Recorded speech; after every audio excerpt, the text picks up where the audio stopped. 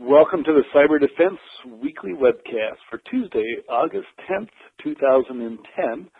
I'm Richard Stiennon, Chief Research Analyst with IT Harvest, and this webcast is going to cover not only some of the week's events and some discussions I've had online and things I've written, but the acquisition of Arbor Networks by Tektronix Communications.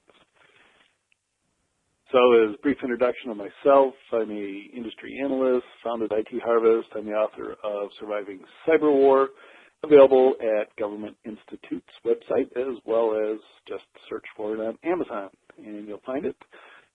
Supplies have been spotty as the first couple printings sold out, but I think both Amazon and the publisher are learning how to keep up with the demand. I guess I've been doing my job using networking, the social networks, to get the word out of the existence of the book. Spent a lot of last year writing about that. And you may have found your way to this webcast. There's a companion email that goes out every week, the Cyber Defense Weekly. And you can sign up for that just by heading over to itharvest.com or rather threatchaos.com and enter your email address. And you'll be one of the 4,000 people so far that get that weekly email on cyber defense. I want to start today by a topic that was sparked by Internet Evolution. News editors came to me and asked me to teach a course last week on cybersecurity. And one of the first questions or topics they wanted me to address was what CXOs consistently fail to grasp about security. And I came up with these three that over the years I've seen just over and over, and things that are very high level, but I think important to drill into. Number one, good security operations is not the same as good security.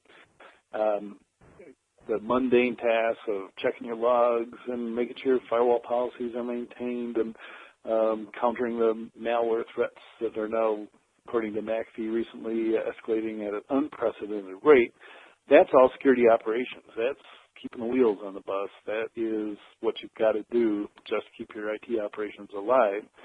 But in this new era, what I believe the threat is from is targeted attacks, those that are going to go around your security operations and attempt to steal your data directly. And that's what I was talking about this week. You can see the post on threatchaos.com as well.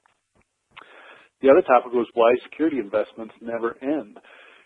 Sparked by many incidents where I've had this occur, but I was standing at a booth at a Gartner Expo a couple of years ago, and the CIO of the Army walked by, and he's looking at the brochures of whatever vendor I was standing in front of, and he goes, these security vendors are constantly coming up with new products and expect us to constantly buy their new boxes. And I took him to task a little bit then, and online when I posted at ZDNet, that this is not how the security industry works. It's not the vendors coming up with new products that the IT administrators, whatever, have to buy. It's the vendors, sometimes and usually new vendors, responding to new threats that then make a new product available to counter these new threats. And your older, more established vendors, the Semantics, McAfee's, Trends, whoever in the world, tend to get into this mode of acquiring the new products from those vendors and then trying to sell them into their established base. And it might feel like that from an IT executive standpoint, but what's really driving all this is the threatscape is changing, and that's why all of us in IT security still have our jobs. If it didn't change, this would be all security operations. But it is changing constantly, and the thing that I believe should keep everybody awake at night who has anything to do with protecting an enterprise's operations is the fact that the bad guys are thinking of ways while you're sleeping to get around any defenses you've put in place. And it takes newer and newer technology, which I talk about a lot in the blog, on this site, as those technologies become available and as the threats become more evident. Third point, audit and compliance get in the way of good security. I remember when Sarbanes-Oxley was finally passed and it started to have an impact on the industry, and the IT security guys I was meeting with would just be pulling their hair out because their job had turned from, getting to use this cool new technology to counter the latest threats and all these challenges that they face to one of paper pushers and complying with requirements from audit, which of course we're setting the requirements from new regulations. So the warning to CXOs is, yeah, this is stuff you got to do, and there's budget assigned to it. You already spent a lot of money on your audit teams, but don't let it pull the resources away from the guys who are really defending your organization, or else you'll have bigger headaches to contend with in not too short a time frame. So on Twitter, one of my friends, Barrett Lyon, posed a question directly to me. He says, how can you have cyberwar if there are no cyber weapons? And I'm not sure what exactly he was talking about, because you could argue that backdoors and infiltration and all that are good cyber weapons if they are capable of turning off computers or damaging data. And there are plenty of instances of that going on with the huge botnets that are out there, including the recent Stuxnet botnet that targets particularly Stiennon's command and control software for SCADA networks. There's also DDoS attacks. Of course, Barrett is well known for creating Prolexic and being one of the first to come up with a network-based way to counter DDoS attacks. But I was reminded by articles in Aviation Week about the use of active electronically scanned arrays, which are the next generation of radar arrays, as offensive weapons. So of course they're intelligence gathering in the sense that radar arrays have evolved so they can they can grab a great picture. I like to think of these arrays as the equivalent of the charge coupled devices that are in your digital cameras. So you need more and more little tiny elements, and they gather more and more data, whereas a single radar antenna is only capable of, sending out a signal and receiving a bounce back from whatever object it hit, just like the old World War II sonar that we all see in the movies. So if you have lots and lots of these little antennas in an array, you're getting a whole bunch of data, essentially now like a digital camera-like capability. And of course, using all sorts of computing power, if this is mounted in a moving platform like a jet aircraft, you're getting that information from all sorts of different angles, and you can build up three-dimensional images of the terrain or the targets that you're attacking. Well, evidently, the U.S.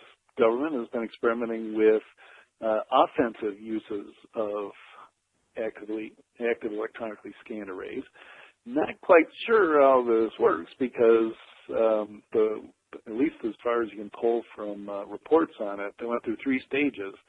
And the first stage, which I think I can understand, allows its operators to monitor what enemy radar operators can see. So somehow get by sending a signal to one of these arrays, get it to send back to what it's already seen. Okay, I can grasp that. But the next phase of this Suitor project lets them take control of the enemy's networks and direct their sensors. So now we're talking about infiltration through a sensing device, a little bit like fooling a sophisticated camera system by presenting it with images. And I can see how you could do a denial of service attack against the sensor, and how you could fool it into seeing something that's not there. That's kind of well-known, tried and true techniques to fool radar. But how do you do the third stage of the Suitor project, which is evidently to inject code through these sensors and take over the networks and gain administrative control? So that's what I think is probably more mythological capabilities of using active electronically scanned arrays, and yet it's a well-spread myth that this is going on. So is it reality? Is it myth? Is it psychological warfare at its best? Because once you instill the seed, the idea that your radar systems are vulnerable, you're not going to trust them as much and not feel that they're as reliable, and probably invest a lot in trying to protect them. I can think of a lot of ways to protect radar arrays from this type of attack. Number one, don't allow data input through your sensors.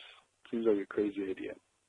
But I thought it was interesting that Israel is talking about investigating much more of that capability with both radar arrays and using electronic stealthing in their aircraft instead of making a huge investment in the new stealth fighter F-35 Joint Strike Fighter from the United States, which, considering the fast pace of change in their theater in the Middle East, probably a wise choice, not making huge capital investments in next-generation platform jet aircraft when the battlefield appears to be dominated now by remotely piloted drones, these types of stealthing electronically plus attacks electronically, and also investing, as the same article in Aviation Week mentioned, in cellular phone intelligence, which has been used very, very effectively in Iraq and Afghanistan.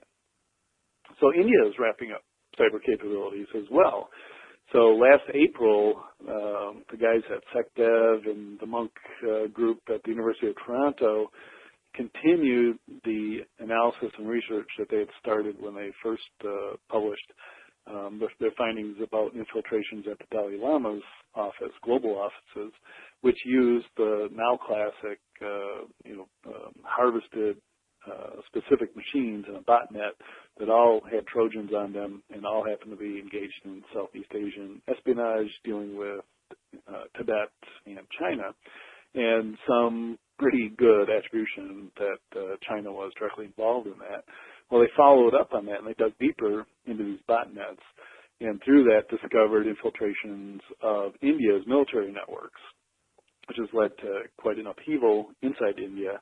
And now we read just this week in the E-Commerce Times in India that the Indian defense departments are, getting together and deciding that they're going to create their own capability for this sort of thing. It'll be a little more official and above board than China's and some of the other organizations around the world that are reputed to be doing this. But now we've got one of the democratic nations saying that they're going to do this and that they're building the capability to recruit hackers and put them to work to engage in cyber espionage. So two things, keep an eye on the developments in India in this realm. I think we're going to see a lot more coming from India, which is in contention with China on one side and Pakistan on the other. It's bound to be the next or the hottest spot in global cyber activities. The other point, go back and read Shadows in the Cloud. Very, very revealing about the methodologies of these cyber espionage botnets that are already deployed. And I'm just waiting for the report from somebody of ones deployed inside either the U.S. military or federal government, because it's probably not too far a stretch to expect that. So industry news, the big news of the week is that Tektronix Communications acquired Arbor Networks, or they announced that over the next 3 to 4 weeks they will complete the acquisitions. Now, they're a private company now. Tektronix, and it was kind of a surprise to me, man. I remember Tektronix terminals in college that, the green phosphor screen, and right when I graduated from college, I would use Tektronix terminals to interface with both Control Data's mainframes and Boeing Computing Systems mainframes, and I'd be drawing these complicated finite element analyses. And it would take for the screen to refresh, you could watch the ray trace draw each individual element in my grid of stuff representing a powertrain transmission or something. That was the old Tektronix, but Tektronix stuck around for quite a long time in the test equipment world, so oscilloscopes and moving beyond that into cool digital stuff, which happens to be deployed at a lot of telecom carriers, and particularly the wireless guys. All the cellular carriers tend to be customers of Tektronix Communications. Tektronix, of course, has been acquired by a holding company that is attempting to assemble best-of-breed products and capabilities in a wide array of areas. I've been attempting to come up with my estimate of what the valuation for Arbor Networks was. Of course, they're not publishing that because they don't have to. It's not material to the holding company for sure because they're a multi-billion-dollar company. And I used, just the old rule of thumbs available to the industry analysts. I know they've